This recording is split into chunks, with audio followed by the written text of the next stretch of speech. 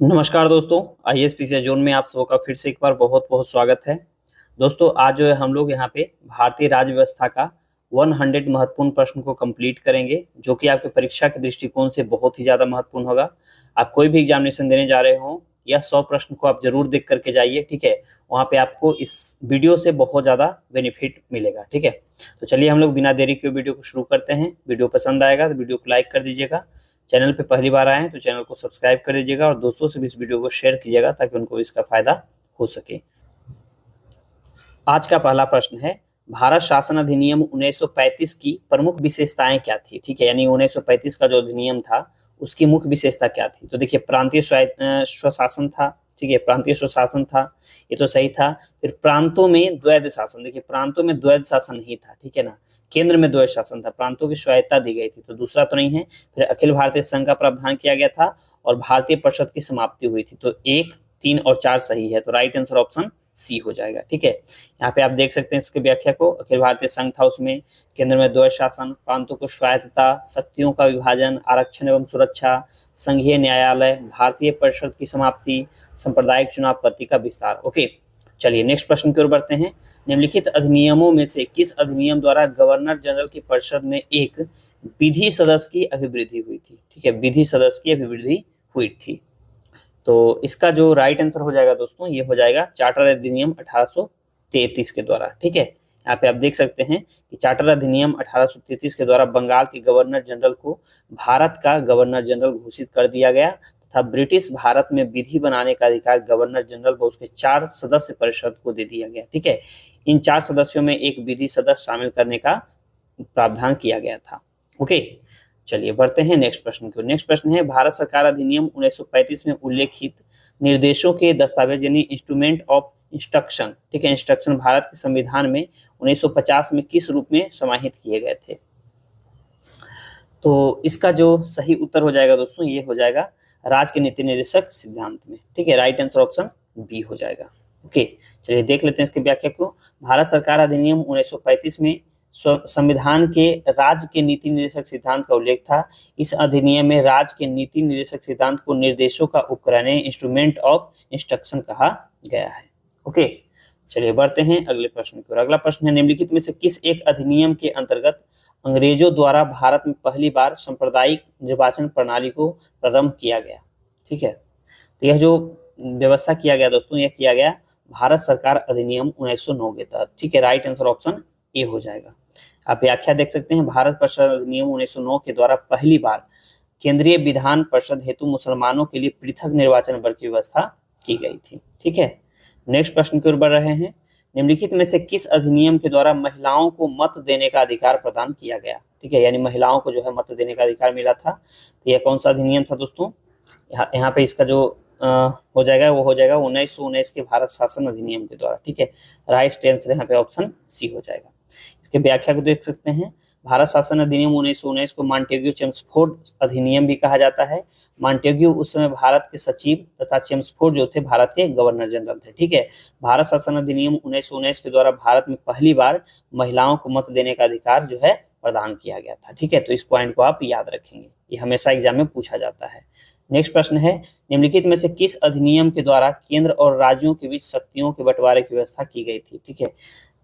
तो इसका जो राइट आंसर हो जाएगा दोस्तों, ये क्या हो जाएगा, भारत शासन अधिनियम 1935 के तहत। राइट आंसर ऑप्शन सी हो जाएगा, ठीक है। देख लीजिएगा व्याख्या, इस अधिनियम के द्वारा केंद्र और राज्यों के बीच शक्तियों का बंटवारा किया गया था तथा राज्यों में द्वैध शासन व्यवस्था को समाप्त करके केंद्र में द्वैध शासन व्यवस्था को लागू किया गया। भारत शासन अधिनियम के द्वारा केंद्र और प्रांतों के बीच 3 सूचियां बनाई गई। संघ सूची में 59 विषय, राज्य सूची में 54 और समवर्ती सूची में 36 विषय था, ठीक है। तो राइट आंसर यहाँ पे क्या हो जाएगा, ऑप्शन सी होगा। नेक्स्ट प्रश्न की ओर बढ़ते हैं। निम्नलिखित में से भारत शासन अधिनियम 1919 के संबंध में कौन सा कथन यहाँ पे सही नहीं है, यानी कि गलत कथन दिया गया है, ठीक है, भारत शासन अधिनियम 1919 के बारे में। तो देख लीजिएगा यहाँ पे, भारत सरकार अधिनियम 1919 में लागू हुआ, ये तो सही है। यह अधिनियम मार्ले मिंटो सुधार अधिनियम के नाम से भी जाना जाता है। देखिए ये जो है दोस्तों, ये पॉइंट यहाँ पे गलत दिया गया है, ठीक है ना। ओके, भारत शासन अधिनियम 1919 को मॉन्टेग्यू चेम्सफोर्ड सुधार भी कहा जाता है। उसमें मॉन्टेग्यू भारत के सचिव तथा चेम्सफोर्ड क्या थे, भारत के गवर्नर जनरल थे। ओके, तो ये दूसरा जो है दोस्तों यहाँ पे क्या हो जाएगा, दूसरा हमारा यहाँ पे गलत हो जाएगा। ओके, फिर है मॉन्टेग्यू भारत के राष्ट्र सचिव, ये सही है और ये भी सही है, तो राइट आंसर यहाँ पे ऑप्शन बी हो जाएगा। ठीक है, 7 नंबर। 8 नंबर है भारतीय प्रांतों में द्वैध शासन व्यवस्था लागू की गई थी, यानी कि द्वैध शासन जो व्यवस्था है दोस्तों कब लागू की गई थी, प्रांतों में, यहाँ ध्यान देंगे प्रांतों में द्वैध शासन व्यवस्था। ठीक है, तो प्रांतों में द्वैध शासन व्यवस्था लागू किया गया था 1919 के अधिनियम में। ठीक है, राइट आंसर ऑप्शन सी हो जाएगा। भारत सरकार अधिनियम 1919 या मॉन्टेग्यू चेम्सफोर्ड सुधार से प्रांतों में जो है द्वैध शासन प्रणाली प्रारंभ की गई थी, इस पॉइंट को आप याद रखेंगे। ओके, नेक्स्ट प्रश्न है भारत में लोक सेवा आयोग की स्थापना किस अधिनियम के तहत की गई थी, भारत में लोक सेवा आयोग। ठीक है, तो इसका जो राइट आंसर हो जाएगा दोस्तों ये हो जाएगा भारत शासन अधिनियम 1919 के तहत, राइट आंसर बी हो जाएगा। अब व्याख्या देख सकते हैं यहाँ पे, भारत शासन अधिनियम 1919 के द्वारा एक लोक सेवा आयोग का गठन किया गया। वर्ष 1926 में जो है सिविल सेवकों की भर्ती के लिए केंद्रीय लोक सेवा आयोग का गठन किया गया था। ठीक है, केंद्रीय लोक सेवा का आयोग का गठन जो है 1926 में हुआ था। इस एक्ट के तहत जो है एक वर्ष समिति की सिफारिश पर आम बजट व रेल बजट को अलग कर दिया गया था, ये भी बहुत इंपॉर्टेंट पॉइंट है, इसे भी याद रखेंगे। इस एक्ट में लोक लेखा समिति का गठन किया गया तथा नियंत्रण एवं महालेखा परीक्षण यानी कैग CAG का पद सृजित कर दिया गया तथा महिलाओं को भी मताधिकार प्रदान किया गया। नेक्स्ट प्रश्न की ओर बढ़ते हैं। रेगुलेटिंग एक्ट 1773 के संदर्भ में निम्नलिखित में से कौन सा कथन यहाँ पे सही नहीं है, यानी कि गलत कथन है 1773 एक्ट के तहत के अकॉर्डिंग।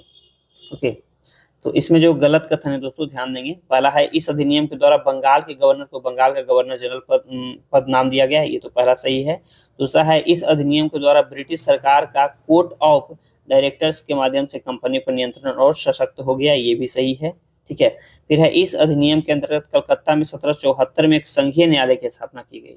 देखिए ये कथन जो है ना ये गलत है। ठीक है, यानी कि ये जो है सी नंबर हमारा जो है दोस्तों ये गलत हो जाएगा। Okay, lord Warren Hastings Bengal के प्रथम गवर्नर जनरल, ये भी सही है, राइट आंसर ऑप्शन यहाँ पे सी हो जाएगा।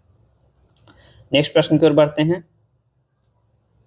निम्नलिखित में से कौन प्रारूप समिति के सदस्य थे। ठीक है, प्रारूप समिति जो था उसके सदस्य कौन थे इसमें से, तो इसमें जो सदस्य थे दोस्तों ये थे मोहम्मद सादुतुल्लाह थे और कौन थे, एन माधव राव थे। ठीक है, तो ये यहाँ पे हो जाएगा option, right answer option B हो जाएगा, 3 और 4।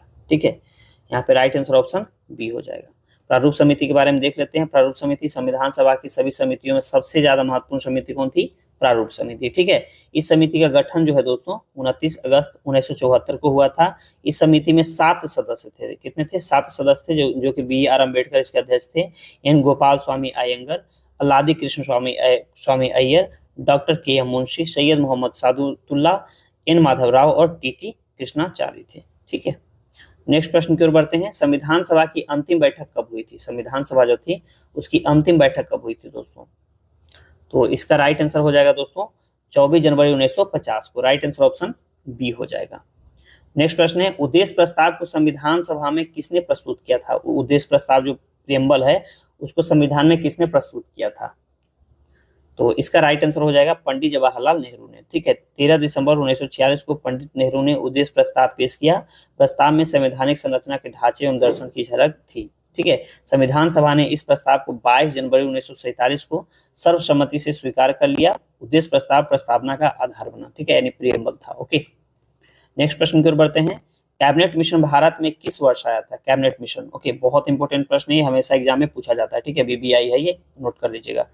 तो इसका राइट आंसर जो हो जाएगा दोस्तों ये हो जाएगा वर्ष 1946, राइट आंसर ऑप्शन बी हो जाएगा। ओके, 24 मार्च 1946 को कैबिनेट मिशन भारत पहुंचा तथा अपनी योजना 16 मई 1946 को भारत के समक्ष प्रस्तुत की। कैबिनेट मिशन में 3 सदस्य थे, ये भी हमेशा पूछा जाता है। ठीक है, इस बार भी BPSC में पूछा गया था। कौन कौन 3 सदस्य थे, सर स्टैफोर्ड क्रिप्स थे, लॉर्ड पेंथिक लॉरेंस थे और AB अलेक्जेंडर थे। ठीक है, तो इस 3 नाम को एकदम रट लीजिए। चलिए बढ़ते हैं नेक्स्ट प्रश्न की ओर।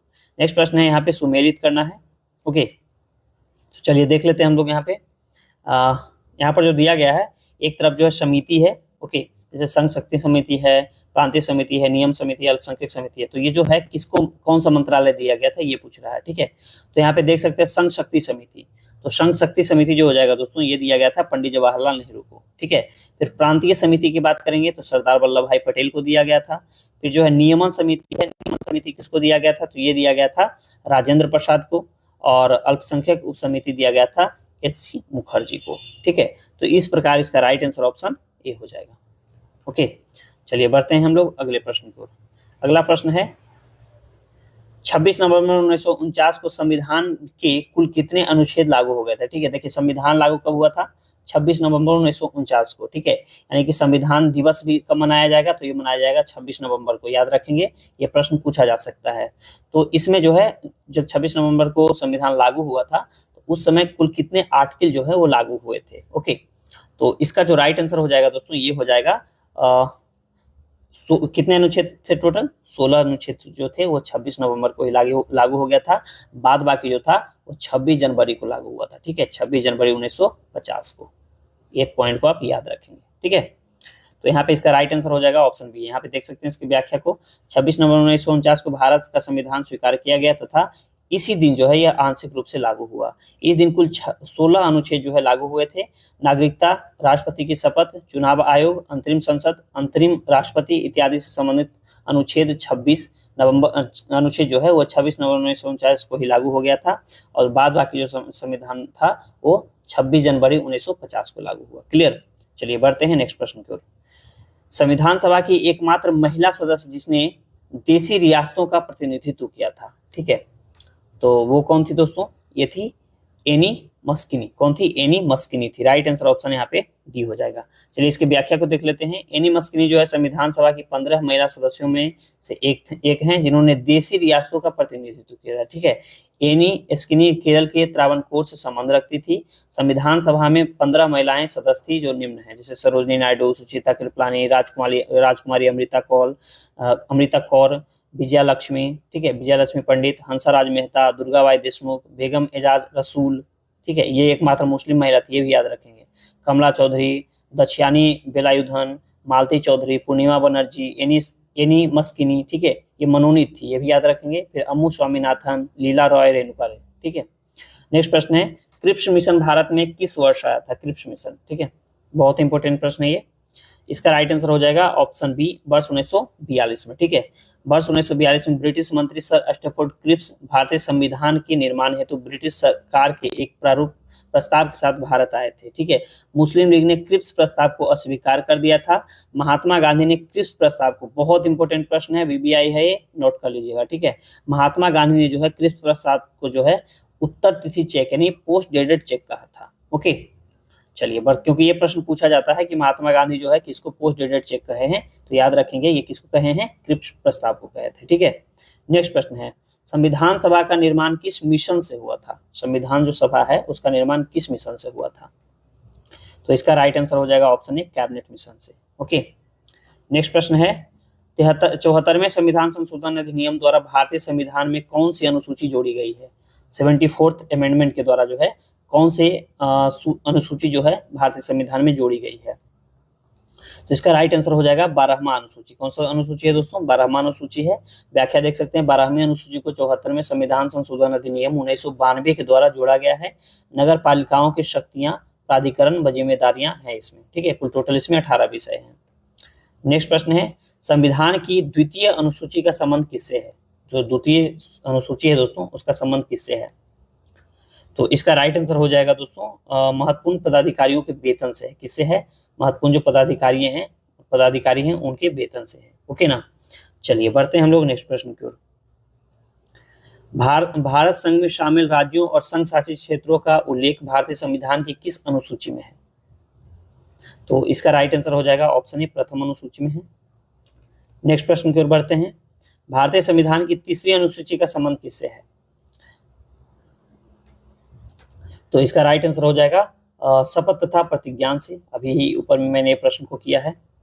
नेक्स्ट प्रश्न है संविधान की किस अनुसूची में प्रत्येक राज्यों तथा राज्य क्षेत्रों के लिए राज्यसभा में स्थानों का आवंटन की सूची है। ठीक है, राज्यसभा में जो है स्थानों की आवंटन की सूची है। तो यहाँ पे इसका राइट आंसर हो जाएगा दोस्तों ऑप्शन डी, चतुर्थ अनुसूची में। ठीक है, राइट आंसर ऑप्शन डी हो जाएगा। नेक्स्ट प्रश्न की ओर बढ़ते हैं। संविधान सभा द्वारा अंतिम रूप से पारित संविधान में कुल कितनी अनुसूचियां थी। ठीक है, जब अंतिम रूप से पारित किया गया था उस समय कुल कितनी अनुसूचियां था, तो वह था उसमें टोटल 8 अनुसूची। राइट, नेक्स्ट प्रश्न की ओर बढ़ते हैं। निम्नलिखित में से कौन से मामले में सर्वोच्च न्यायालय ने निर्णय दिया कि दल बदल के संदर्भ में सभी शक्तियां संबंधित सदस्य के अध्यक्ष में निहित होंगी। तो ये जो दिया गया दोस्तों, ये दिया गया है कियोतो होलोहान मामले में, ठीक है, कियोतो होलोहान मामले में, ठीक है। कियोतो होलोहान बनाम जचीलू 1992 के मामले में सुप्रीम कोर्ट ने यह निर्णय दिया कि सभी शक्तियां संबंधित सदन के अध्यक्ष में निहित होगी। यह मामला दल बदल कानून से संबंधित है। नेक्स्ट प्रश्न है, निम्नलिखित में से दल बदल के आधार पर निर्वाचित सदस्यों की अयोग्यता संबंधी विवरण किस अनुसूची में है? तो इसका राइट आंसर हो जाएगा दोस्तों ऑप्शन बी 10वीं अनुसूची में। कौन सी अनुसूची में है? 10वीं अनुसूची में है। नेक्स्ट प्रश्न है, निम्नलिखित में से संविधान की 6ठी अनुसूची किस राज्य में लागू नहीं होती है? ठीक है, 6ठी अनुसूची जो है किस राज्य में लागू नहीं होती है? तो इसका राइट आंसर हो जाएगा दोस्तों ऑप्शन सी मणिपुर में। क्या हो जाएगा? ऑप्शन सी मणिपुर में। संविधान की 6ठी अनुसूची जो है, अनुसूची का संबंध जो है असम, मेघालय, त्रिपुरा, मिजोरम के जनजातीय क्षेत्रों के प्रशासन तथा नियंत्रण से है। ठीक है, तो ये जो है मणिपुर में लागू नहीं होगा। नेक्स्ट प्रश्न है, 92वें संविधान संशोधन अधिनियम के तहत कौन सी भाषा जोड़ी गई? ठीक है, 92वां संविधान संशोधन अधिनियम जो है उससे कौन सी भाषा जोड़ी गई है? तो यह जोड़ी गई है दोस्तों मैथिली। कौन सी भाषा है? मैथिली है, राइट। 92वें संविधान संशोधन अधिनियम 2003 के तहत संविधान की 8वीं अनुसूची में 4 भाषाएं जोड़ी गई थी, डोगरी, बोडो, मैथिली और संथाली। ओके, इस समय जो है अभी कितने भाषा हैं टोटल? वो 22 है, यानी कि 22 है। ठीक है, अब यहाँ पे जो है नेक्स्ट प्रश्न है, एक तरफ देश दिया गया है, दूसरी तरफ स्रोत दिया गया है, यानी कि कौन से देश से कौन सा स्रोत लिया गया है। तो चलिए हम लोग देख लेते हैं। ठीक है, ब्रिटेन की यदि मैं बात करूं दोस्तों, तो ब्रिटेन से क्या लिया गया है? विधायी प्रक्रिया लिया गया है। ओके ना, ब्रिटेन से विधायी प्रक्रिया लिया गया है। आयरलैंड से लिया गया है राज्यसभा मनोनीत सदस्य के बारे में। कनाडा के संविधान से लिया गया है, अपशिष्ट विषय केंद्र को प्रदान किया गया है। और ऑस्ट्रेलिया के संविधान से जो है प्रस्तावना की भाषा ली गई है। ठीक है, तो इस प्रकार यहाँ पे राइट आंसर हो जाएगा ऑप्शन बी। नेक्स्ट प्रश्न है दोस्तों, भारत के संविधान में राज्यसभा के सदस्यों के चुनाव की प्रक्रिया का समावेश कौन से देश से लिया गया है? तो इसका राइट आंसर हो जाएगा ऑप्शन सी दक्षिण अफ्रीका से। नेक्स्ट प्रश्न है, भारत के संविधान में केंद्र सरकार द्वारा राज्यपाल की नियुक्ति जैसा प्रावधान कहां से लिया गया है?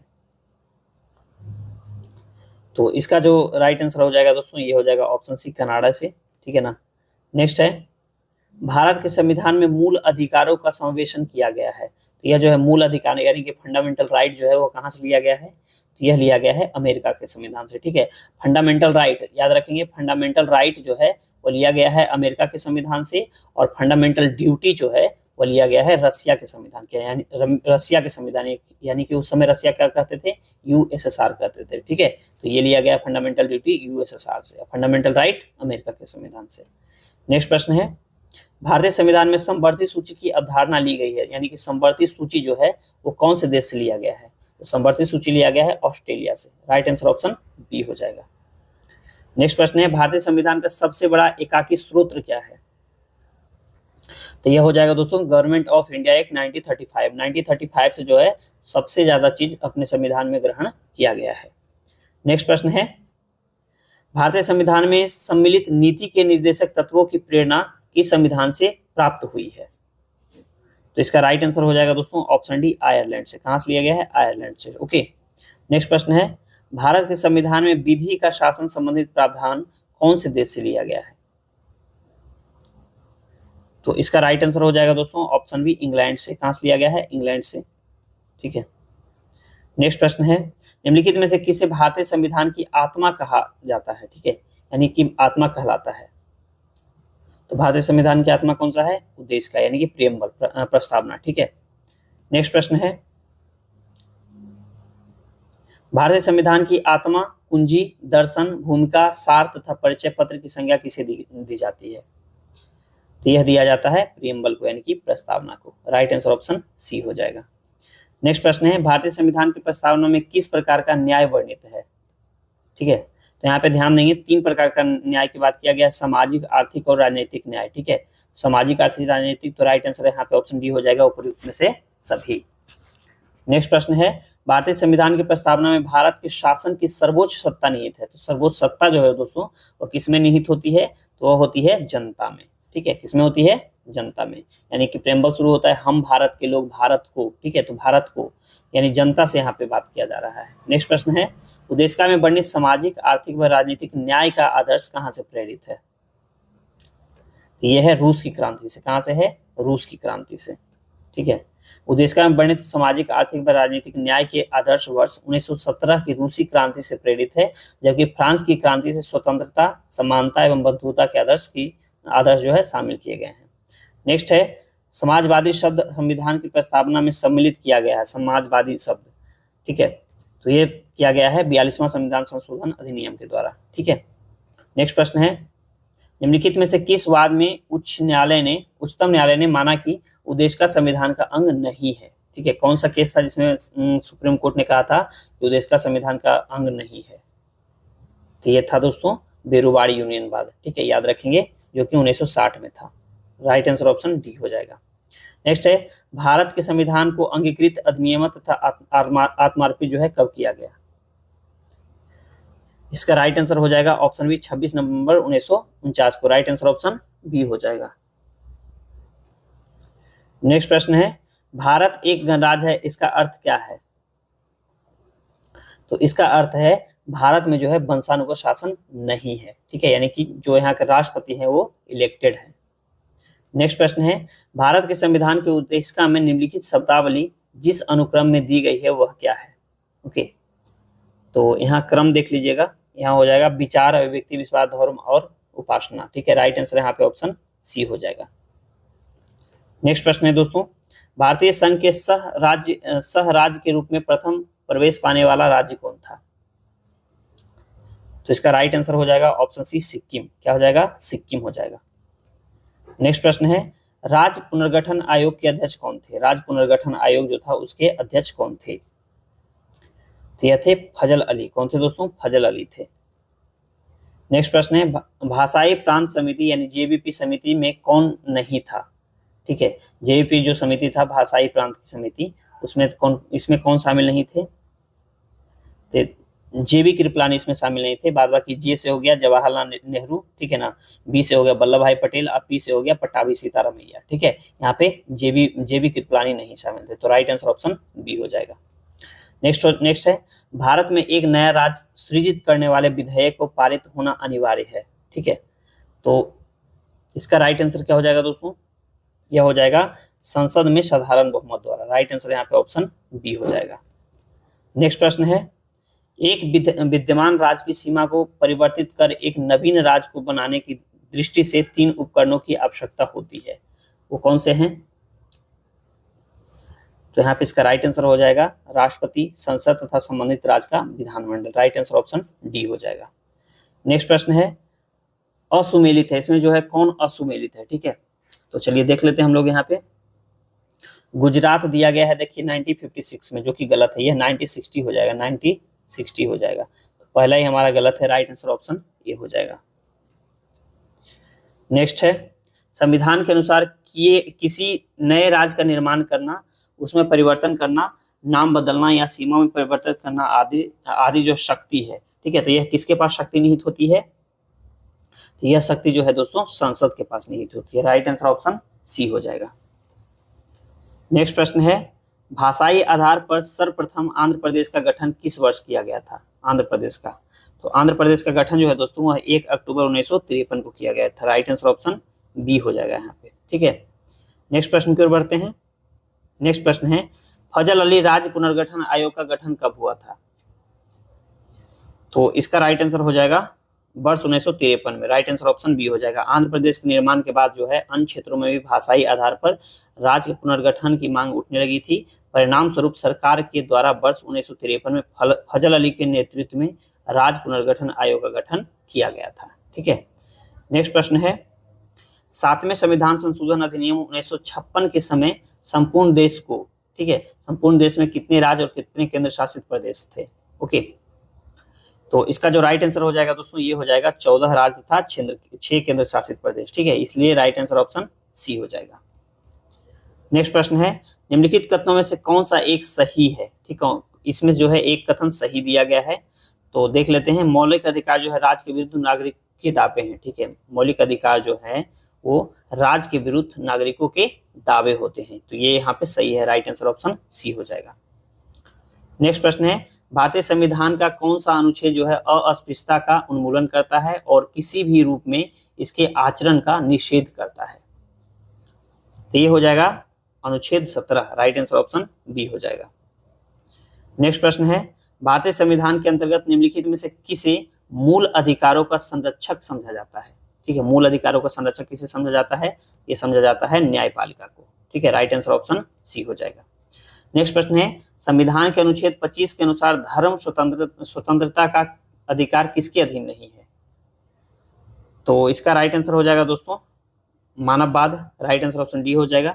संविधान के अनुच्छेद 25 के तहत धर्म स्वतंत्रता का अधिकार सार्वजनिक व्यवस्था, स्वास्थ्य तथा सदाचार के अधीन है। नेक्स्ट प्रश्न है, भारतीय संविधान द्वारा प्रदत्त मूल अधिकारों को निलंबित किया जा सकता है? तो जो हमें फंडामेंटल राइट दिया गया है दोस्तों, उसको कब निलंबित किया जा सकता है? केवल राष्ट्रीय आपातकाल की घोषणा के द्वारा। ठीक है, राष्ट्रीय आपातकाल की घोषणा के द्वारा, यानी राइट आंसर यहाँ पे क्या हो जाएगा? ऑप्शन ए हो जाएगा। ओके, चलिए नेक्स्ट प्रश्न की ओर बढ़ते हैं दोस्तों। नेक्स्ट प्रश्न है, निम्नलिखित में से कौन सा एक मूल अधिकार केवल भारतीयों को दिया गया है? ठीक है, ऐसा कौन सा मूल अधिकार जो है केवल भारतीयों को दिया गया है? तो इसका राइट आंसर क्या हो जाएगा दोस्तों? इसका राइट आंसर हो जाएगा वाक स्वतंत्रता व अभिव्यक्ति की स्वतंत्रता। ठीक है, राइट आंसर ऑप्शन यहाँ पे बी हो जाएगा। नेक्स्ट प्रश्न है, भारतीय संविधान मान्यता देता है, भारतीय संविधान जो है किसको मान्यता देता है? तो इसका राइट आंसर हो जाएगा दोस्तों धार्मिक व भाषाई अल्पसंख्यकों को। राइट आंसर ऑप्शन सी हो जाएगा। नेक्स्ट प्रश्न है, निवारक निरोध कानून के अंतर्गत एक व्यक्ति को बिना मुकदमा चलाए बंदी बनाकर कितने माह तक रखा जा सकता है? ठीक है, कितने माह तक रखा जा सकता है? तो इसका राइट आंसर हो जाएगा दोस्तों ऑप्शन बी 3 माह तक। कितने माह तक? 3 माह तक। ठीक है, नेक्स्ट प्रश्न है, सही उत्तर देना है यहाँ पे। अनुच्छेद 15 क्लॉज 1 जो है निषेध करता है कि राज्य किसी नागरिक के साथ केवल निम्न आधार पर भेदभाव नहीं करेगा। ओके, तो यहाँ पे इसका राइट आंसर क्या हो जाएगा दोस्तों? धर्म, मूलवंश, जाति, लिंग, जन्म स्थान या इसमें से कोई भी। ठीक है, राइट आंसर ऑप्शन यहाँ पे डी हो जाएगा। नेक्स्ट प्रश्न है, निम्नलिखित में से कौन सा युग्म असुमेलित है? ठीक है, असुमेलित यानी कि सही सुमेलित यहाँ पे नहीं है। ठीक है, तो देख लीजिएगा यहाँ पे अपराध के लिए दोषसिद्धि के संबंध में संरक्षण अनुच्छेद 20, ये तो सही है। प्राण एवं दैहिक स्वतंत्रता अनुच्छेद 21, ये भी सही है। निरोध एवं गिरफ्तारी के संरक्षण अनुच्छेद 22, ये भी सही है।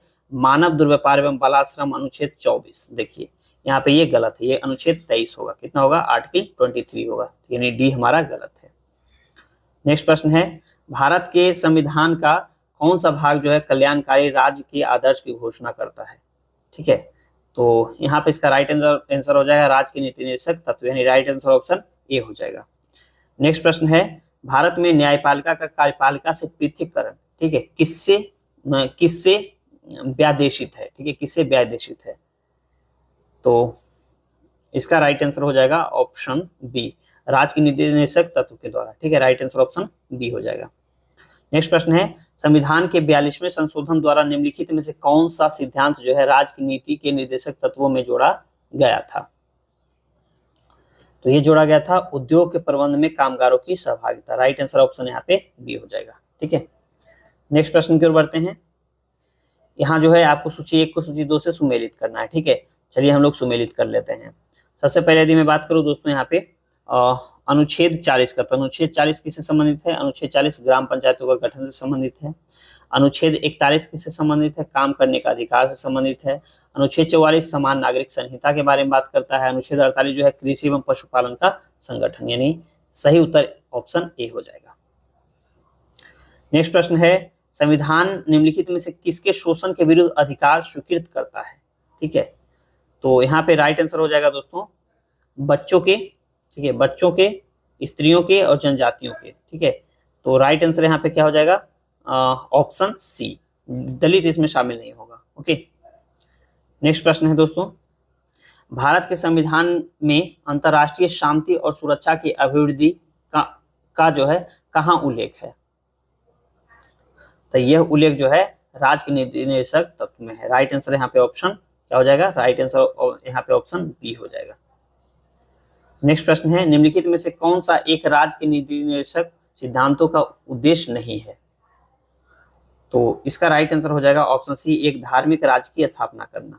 ठीक है, नेक्स्ट प्रश्न है, भारतीय संविधान का अनुच्छेद 40 राज्य को सार्थक कदमों हेतु परामर्श देता है। तो इसका राइट आंसर हो जाएगा ग्राम पंचायतों के संगठन के संबंध में। राइट आंसर ऑप्शन बी हो जाएगा।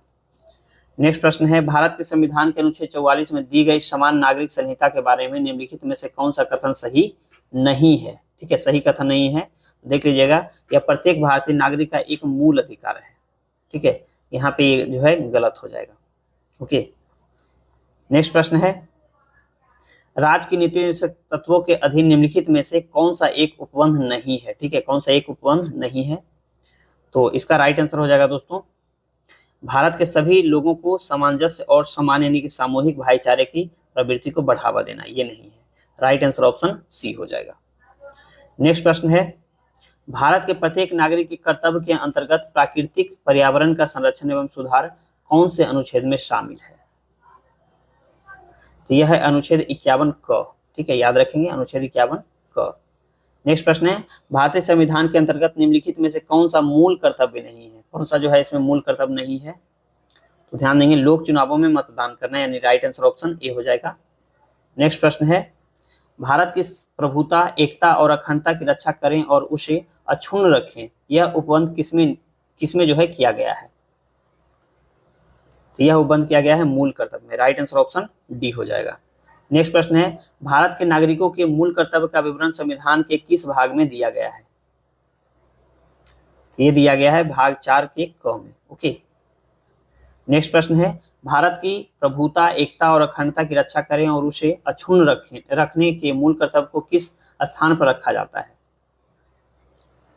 यह रखा जाता है दोस्तों तीसरे स्थान पर। ओके, अनुच्छेद 51 क में तीसरे नंबर पर है, भारत की प्रभुता, एकता और अखंडता की रक्षा करें और उसे अक्षुण्ण रखें। ओके, नेक्स्ट प्रश्न है दोस्तों, मूल कर्तव्य का उल्लेख संविधान में कब किया गया है। ये किया गया था वर्ष 1976। ठीक है, 42वां संविधान नियम 1976 सरदार स्वर्ण सिंह समिति की सिफारिश पर 10 मूल कर्तव्य को संविधान के भाग 4 क्लॉज ए और अनुच्छेद 51 क में सम्मिलित किया गया है। ओके, नेक्स्ट प्रश्न है, एक नागरिक के मूल कर्तव्य में निम्नलिखित में से कौन सा कर्तव्य सम्मिलित नहीं है। ओके, तो कौन सा सम्मिलित नहीं होगा, अस्पृश्यता मिटाने के सारे प्रयास करें, ये सम्मिलित नहीं है। ओके, नेक्स्ट प्रश्न है, निम्नलिखित में से कौन भारतीय संविधान के अंतर्गत मौलिक कर्तव्यों में सम्मिलित नहीं है। मौलिक कर्तव्यों में सम्मिलित नहीं है, तो यह है ग्राम पंचायतों के गठन में सहायता करना। राइट आंसर ऑप्शन सी हो जाएगा। ठीक है, नेक्स्ट प्रश्न की ओर बढ़ते हैं, निम्नलिखित में से कौन सा भारत के संविधान में विहित एक मूल कर्तव्य नहीं है। ठीक है, फंडामेंटल राइट नहीं है, तो यह है अंतर्राष्ट्रीय शांति और सुरक्षा को बढ़ावा देना, ये फंडामेंटल राइट नहीं है। राइट आंसर ऑप्शन डी हो जाएगा। नेक्स्ट प्रश्न है, निम्नलिखित में से किस समिति के संस्तुति पर भारतीय संविधान में मूल कर्तव्य शामिल किए गए हैं। तो ये किया गया है सरदार स्वर्ण सिंह समिति। ठीक है, राइट आंसर ऑप्शन सी हो जाएगा। नेक्स्ट प्रश्न है, भारतीय संविधान का कौन सा अनुच्छेद जो है राष्ट्रपति को उच्चतम न्यायालय से परामर्श करने की शक्ति प्रदान करता है। तो इसका राइट आंसर हो जाएगा दोस्तों ऑप्शन सी, अनुच्छेद 143। नेक्स्ट प्रश्न है, संविधान के निम्नलिखित अनुच्छेदों में से किस एक के अंतर्गत संघ की कार्यपालिका शक्तियां जो है राष्ट्रपति में निहित है। तो ये हो जाएगा दोस्तों अनुच्छेद 53 में। राइट आंसर ऑप्शन सी हो जाएगा। नेक्स्ट प्रश्न है, निम्नलिखित में से संविधान के कौन से अनुच्छेद के तहत राष्ट्रपति के पास संसद को संबोधित करने की शक्ति प्राप्त है। तो ये हो जाएगा अनुच्छेद 86 में। ठीक है, नेक्स्ट प्रश्न है, वित्तीय आपातकाल का उल्लेख संविधान के किस अनुच्छेद में है। तो ये है अनुच्छेद 360 में। राइट आंसर ऑप्शन सी हो जाएगा यहाँ पे। ठीक है, नेक्स्ट प्रश्न है दोस्तों, राष्ट्रपति 5 वर्ष तक अपने पद पर रह सकता है। ठीक है, तो देख सकते हैं यहाँ पे कब से रह सकते हैं, अपने पद ग्रहण के दिन से, यानी राइट आंसर ऑप्शन सी हो जाएगा।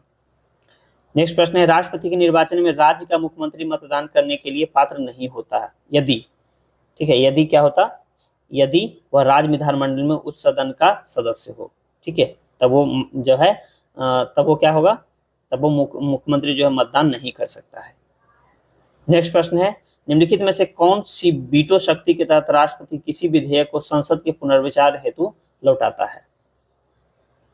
तो ये हो जाएगा निलंबनकारी वीटो शक्ति के तहत। राइट आंसर ऑप्शन बी हो जाएगा यहाँ पे। नेक्स्ट प्रश्न है, भारत के राष्ट्रपति को महाभियोग द्वारा हटाने की प्रक्रिया निम्नलिखित में से किस अनुच्छेद में वर्णित है? ये है अनुच्छेद 61। राइट आंसर ऑप्शन बी हो जाएगा। नेक्स्ट प्रश्न है, निम्नलिखित में से कौन सा भारत के राष्ट्रपति के निर्वाचक गण का तो भाग है किंतु महाभियोग अधिकरण का भाग नहीं है? तो ये हो जाएगा राज्यों की विधान परिषद है। राइट आंसर ऑप्शन यहाँ पे सी हो जाएगा। नेक्स्ट प्रश्न है, निम्नलिखित में से संविधान के कौन से अनुच्छेद के तहत राष्ट्रपति को क्षमादान की शक्ति प्राप्त है? तो ये है दोस्तों अनुच्छेद 72। ठीक है, संविधान के अनुच्छेद 72 के तहत राष्ट्रपति को क्षमादान की शक्ति प्राप्त है। अनुच्छेद 70 इसमें अन्य आकस्मिकताओं में राष्ट्रपति के कार्यों के निर्वहन के संबंध में प्रावधान किया गया है। ठीक है, चलिए नेक्स्ट प्रश्न है, निम्नलिखित में से कौन से अनुच्छेद के तहत उपराष्ट्रपति की शपथ का उल्लेख किया गया है? तो ये किया गया है अनुच्छेद 69 के तहत। ठीक है, नेक्स्ट प्रश्न है, निम्नलिखित में से कौन राष्ट्रपति के निर्वाचन में भाग लेते हैं परंतु उपराष्ट्रपति के चुनाव में भाग नहीं लेते हैं? तो कौन हो गए? राज्य विधानसभाओं के निर्वाचित सदस्य। ठीक है, नेक्स्ट प्रश्न है दोस्तों, भारत के संविधान, यहाँ पे ध्यान दीजिएगा, भारत के संविधान में से किस मुख्य न्यायाधीश ने उपराष्ट्रपति के रूप में कार्य किया है? ठीक है, तो ये कौन है दोस्तों? ये हैं Mohammad Hidayatullah. Okay, right answer है यहाँ पे ऑप्शन बी हो जाएगा। तो दोस्तों इस प्रकार हम लोग जो है 100 प्रश्न को यहाँ पे कंप्लीट किए हैं और आपका इसमें कितना प्रश्न सही हुआ है कमेंट बॉक्स में जरूर बताइएगा। वीडियो कैसा लगा ये भी बताइएगा। वीडियो पसंद आया है तो वीडियो को लाइक कर दीजिए। चैनल पे पहली बार आए तो चैनल को जरूर सब्सक्राइब कीजिए, दोस्तों से भी इस वीडियो को शेयर कीजिए ताकि उनको भी इसका फायदा हो सके। तो चलिए मिलते हैं हम लोग अगले वीडियो में। अपना ख्याल रखें, पढ़ाई करते रहें। जय हिंद।